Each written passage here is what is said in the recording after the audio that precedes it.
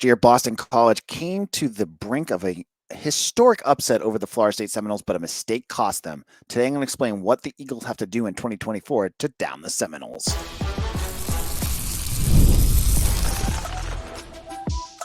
You are Locked On Boston College, your daily podcast on the Boston College Eagles.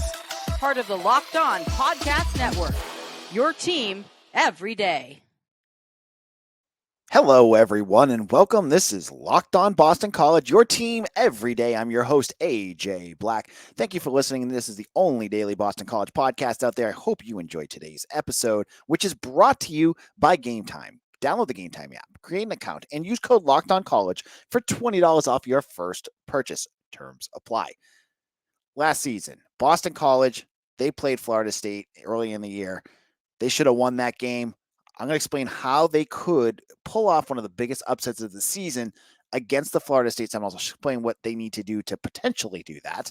And going to wrap it up by talking about how Boston College football has become one of the most profitable football programs to get to the NFL under. I'll explain one metric and explain where BC lands in the top 10 of a very cool statistic.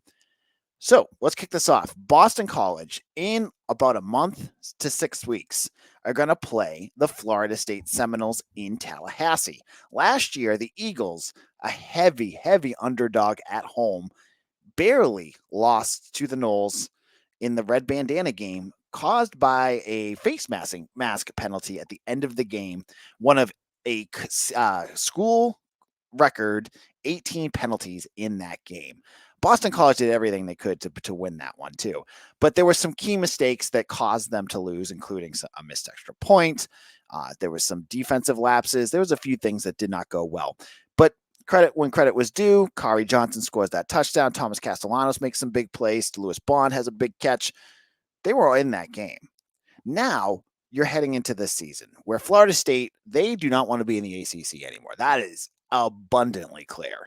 And they have a chip on their shoulder after last season when they were denied a spot in the playoffs. And let me just say, they deserved to be in the playoffs last year. They did everything they needed to do, and they got screwed out of it. So they're going to be playing angry. Things have changed, though. They don't have Jordan Travis anymore. They're playing with DJ Uiagalelei. We're just going to call him DJU from here on out. Former Clemson and Oregon State quarterback who is now their signal caller. They also, doing what Florida State does, have killed it in the recruiting and transfer portal to really solidify themselves as another contender heading into this season. So this will be the second game of the season for the Noles. They start off in Dublin against the Georgia Tech Yellow Jackets. So they're going to have a running start heading into this season. That's going to be a tough start for BC because BC, this is their first game. They're on the road. They're playing against a national title contending team, and they're going to have to figure out a way to beat them. But it's not impossible. I don't think Florida State is an invincible juggernaut that can BC has no chance and should just play close. I think they are beatable. I think if BC plays a certain style, they could pull off an upset here. One thing that I think is a big difference here going into this game is the coaching staff. The fact that BC played last year and had 18 penalties, and many of them were mind-numbing pre-snap false starts and things like that. But hey, there was a personal foul at the end of the game that cost them the game. A lot of that goes on the coaching staff. They were not prepared there. They were making mistakes. I forget which offensive lineman was having trouble with the snap counts with Thomas Castellanos, who was just in his second or third game, his silent counts. It was a mess. You best believe going into this game that Bill O'Brien is going to erase the mental mistakes. He's going to have them prepped, and he's going to have them playing clean football heading into this game. I don't expect BC to go on the road and have those kinds of brain farts. I just don't. I think O'Brien is a drill sergeant. He is a guy that's going to instill discipline on this roster and prevent the kind of mistakes that eventually killed the Eagles.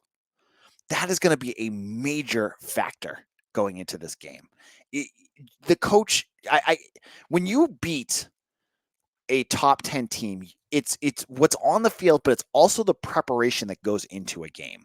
You need to have the coaching staff get that team up and ready and get them going at a level that's going to beat, especially on the road, a team that many people are thinking are going to win 11, 12 games this year. So BC is going to have to be coached extremely well in this game. And I can't express how much I think this is going to be an improved staff to get them to that level. The second piece, I think, is how the team comes out of the gate. Last year, we saw against Northern Illinois, of all teams, the Eagles came out and they looked like they were sleepwalking. There was mistakes. Their offense was a mess. Hafley, he yanked Emmett Moorhead for Thomas Castellanos. That caused them to go backwards. The offense couldn't move. The defense was struggling. They couldn't get off the field. That was against Northern Illinois. You do that against Florida State, and you are going to get killed. If you go out there on the road against a team, as I said, that them and their fan bases are really, really angry right now, and they really, really want to make sure that they make a statement every game they play this year because of the disrespect that they feel like they got dealt last year, they're going to get run off the field. You have to be crisp and clean, and that starts with Thomas Castellanos. Thomas Castellanos is a emotional player. We saw that with that Holy Cross penalty that he took when he was, doing the, symbol, the gesture that we don't want to talk about. But he's calmed down a lot. You best believe that his emotions are going to be high going into this game too, because he is a Southern kid. He was sort of recruited by Florida State to be an athlete. He almost beat them last year. He has the motivation going into this game to try to go out there and pull off this upset. But, and this is a big but for Castellanos, if he goes out there and he is fired up to a level where he's playing outside of himself and he's making mistakes, they are going to get blown out. That's why he needs to do what he's taught to do, what he's been coached to do, and do it at a level that is within his talent skills. Like, don't go out there and try to play hero ball, because that's playing right into the Seminoles' hands. They have to make sure Castellanos is ready and keep his emotions cool. Like, it's okay. You got to be excited to play a team like Florida State, especially in week one, as in your first year as the starter going into the year. But you can't let your emotions take control of things. It's going to be a very hostile crowd, and they're going to get all over him. And I could see, if Castellanos makes some mistakes early, things spiraling.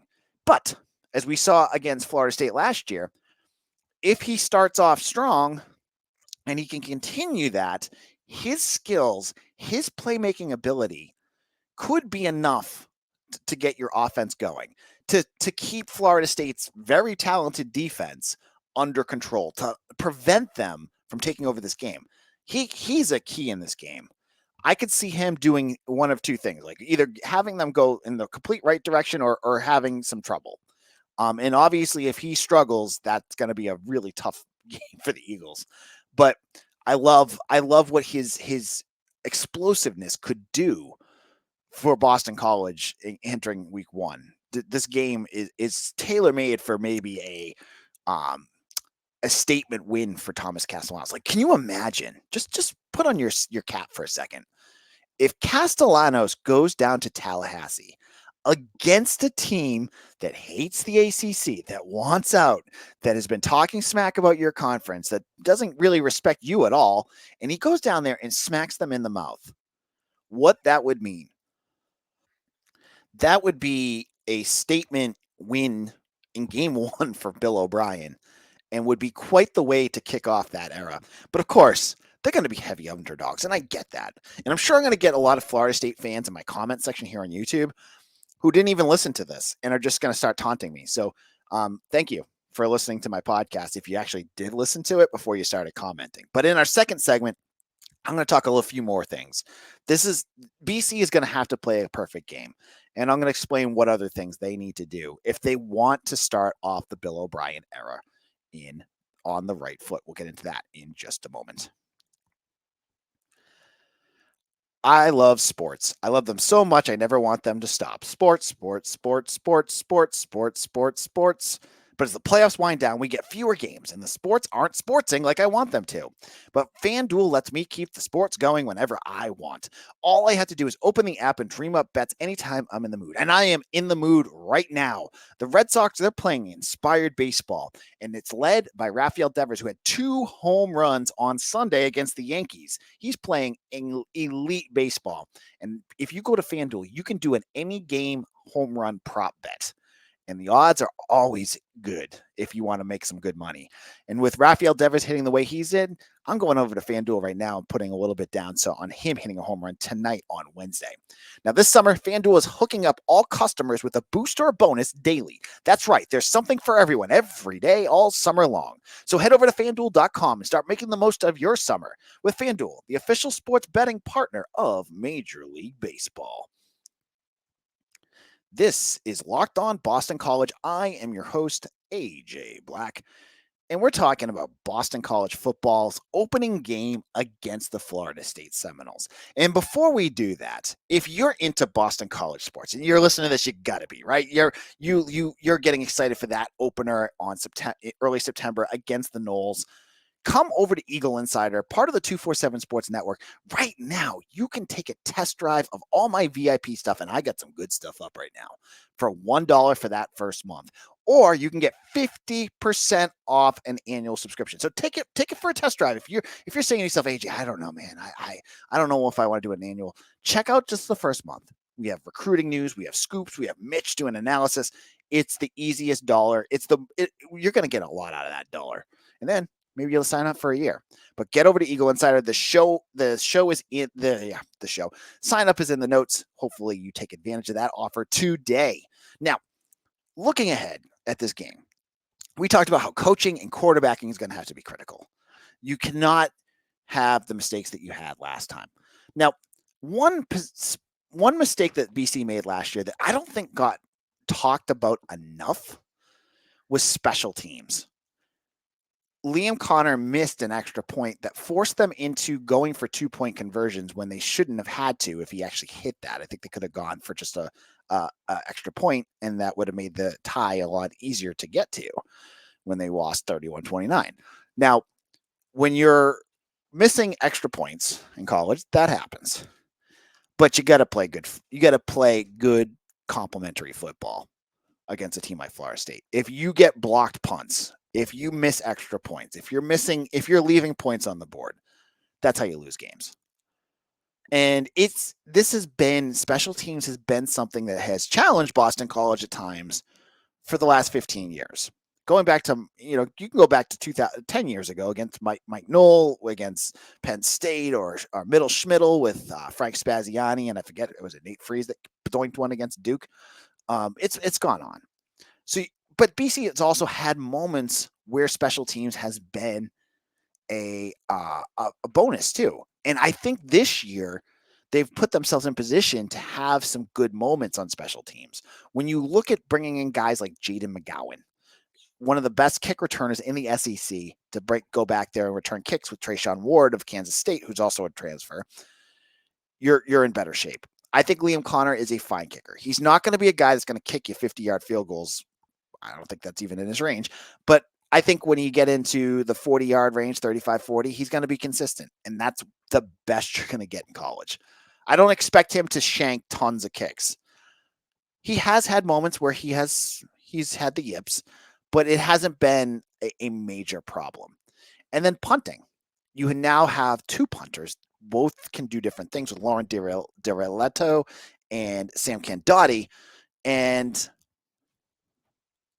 so again, to win, you got to play perfect football. That includes special teams as well. And finally, the final piece is the defense. This is going to be a major test for our new look defense that could include some new faces and faces that missed last year. Guys like Bryce Steele, who is returning from recurring cancer that came back last year. Having a linebacker like Steele is going to be a major addition to that linebacker group. And when you have guys like Davion Crouch, who I'm excited to see what he can do, along with, hopefully a rejuvenated Donovan Ezeiruaku and Neto Ekpala and a completely new look secondary, it's gonna be a challenge. DJ has always been tough for BC. I remember when he played against them for Clemson, and he's just a big dude. He's hard to tackle. And when the BC gets them down to third and short and things like that, he's the kind of guy that, is going to drag defenders for 5 yards.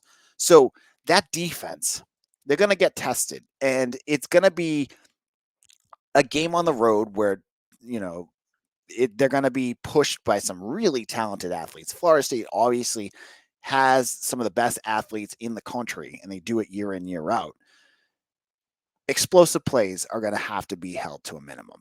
I thought the second half, especially against Florida State last year, BC did a nice job of preventing Jordan Travis from just shredding them for the whole game. He had moments, believe me, through that game where he did hit some explosives, but you got to keep him to a minimum. You can't let Florida State run up and down. If this becomes a track meet, that's going to be a major warning sign that things are going to fall off the rails for the Eagles. So this is going to be an interesting game. And I only wanted to talk about it because it's the opening game, and we're starting with Big 12 media conference days, and Florida State's name is up in the news all the time. I see them as potential playoff contenders, so it's a fun thing, a little exercise just to talk about. When we get closer to the season, when we get closer to the actual game happening, we'll have people on to talk about Florida State. We'll actually we'll have Mitch break down the film because that's what he does the best. Mitch is the best at that, and he'll be back soon to start talking film stuff with us. We'll have everything covered here on Locked On BC, your team every day. The only place where you're going to get daily Boston College content just like this. And as I said earlier this week, starting next week, we go back to 5 days a week.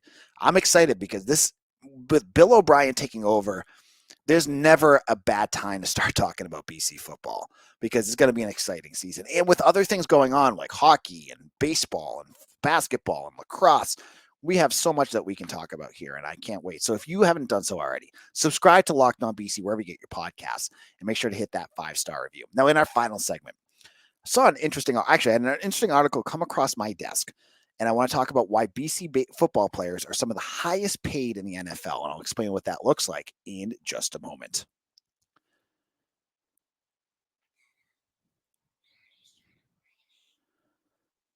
Now, I have a question for you folks. Are you tired of all the shouting and screaming on Fox Sports or ESPN all day? Do you have to turn the volume down because it's giving you a headache? It does for me. So make the switch to Locked On Sports today, a free 24/7 streaming channel programmed for you every day to bring you the biggest stories without all the screaming. Locked On Sports today brings you the can't-miss analysis, opinions, and news, streaming 24/7 on YouTube or the free Amazon Fire TV channels app, part of the Locked On Podcast Network. Your team every day. This is Locked On Boston College, your team every day, and I'm here to talk about the NFL here for a moment. Now, if you haven't checked them out already, there's a Locked On Patriots show too that I think you guys would enjoy. You got to make sure you check that out if you're a Pats fan. Check that out after today's episode. It's an excellent podcast. Now, I had thrown across every day, as someone as a content creator, I get thrown across my desk lots of ideas pitched by marketing people, and most of it I just hit delete because some of it's like silly stuff, right? But someone yesterday that came across my desk and I had to write about it, and it was Bet Massachusetts. They sent me a metric that had the top 10 schools in the average cap hits in the NFL, meaning basically that's just code for they make the most money. And that is the schools they put in. You had to have 10 players in the NFL and the amount of money that they make against the cap every year. And to my surprise, Boston College was in that list. They were number 8 behind a lot of big programs like Mississippi State. Well, not really Mississippi, Texas A&M, Oklahoma, Alabama, Clemson. And it was interesting because they were 8th. But if you looked at one specific metric, a part of it, it shows you that BC actually has some really high paid players, not just one that lifts it, because every school other than Texas A&M that was on this top 10 list had a quarterback. And you guys know quarterbacks make a ton of money. So Wyoming's on that list. Obviously Josh Allen, right? Oklahoma with Bryce Young, not Bryce Young, Jalen Hurts, excuse me. Alabama, Bryce Young, Clemson, Trevor Lawrence, Cal, Aaron Rodgers, right? You see what I'm saying. Mississippi State, Dak Prescott. So BC is up there without even a quarterback because Matt Ryan's gone. So this is interesting because there's players that really lift that number up, and that would include guys like Matt Milano and Chris Lindstrom, who I believe is the highest paid guard in the NFL. You had guys like Zay Flowers, who was a high draft pick, along with Zion Johnson, who was a high draft pick. They average over $4.5 million a year. So 18 players in the NFL for Boston College at over $4.5 million a year. Now, when I tweeted out this article that I wrote about it, of course, every BC coach that follows me was retweeting it because Boston College should be using this as a recruiting tool any chance that they can, because BC, when it comes to recruiting, they sell their academics, they sell working in the city of Boston, the NFL experience of their coaching staff. Those are some of the big selling points that the staff has, and they're good ones, right? But this is a new one. They can also say to you, we're going to get you to the NFL and we're going to get you paid because you're going to get a ton of money, just like many of our former players that are now in the NFL. It's pretty crazy that a school that has predominantly been 6'6" or below for the better part of 12 years is in the top 10 and higher than schools like Georgia, Auburn, Florida, Florida State. BC's higher than all of them. Now, I have to say, this is a study sent to me, so I didn't do the study. Believe me, I don't have the time to do that. That was sent to me. So there may be some metric pieces that they may have messed up, but that's what they sent. That's what it looked like. And it was a very interesting read. I have it up on 247 right now. Now, I also have, there's the recruiting news around BC football has been relatively quiet lately. There's been a few names. John Denman, I just said, went running back. He committed to TCU. There's a few other guys. People have been asking. Here's the one that I wanted to make sure that everyone knew about. Marcus Upton of Syracuse, who decommitted and then visited BC, and I have a crystal ball up for him to end up at Boston College. He is announcing in the next week or so. I predict he's going to end up at BC. I very strongly think so. And the waiting in period has nothing to do with him getting cold feet, looking at other schools, anything like that. It's just a date I think he was looking to do. So keep your eyes glued to 247. We'll have all the updates when it comes up. And make sure you are still hitting that like button here on Locked On BC on YouTube or wherever you get your podcast. This is AJ Black. Follow me on Twitter at AJ Black 247. You can follow the podcast on Twitter as well at Locked On BC. We're on, Instagram. You can find Eagle Insider there. Find me anywhere. If you have questions, hit them up in the comment section. I love seeing it. I'm always looking at the comments. Sometimes they're funny. Some of them are good. We'll be back again tomorrow for another episode of Locked On Boston College, your team every day.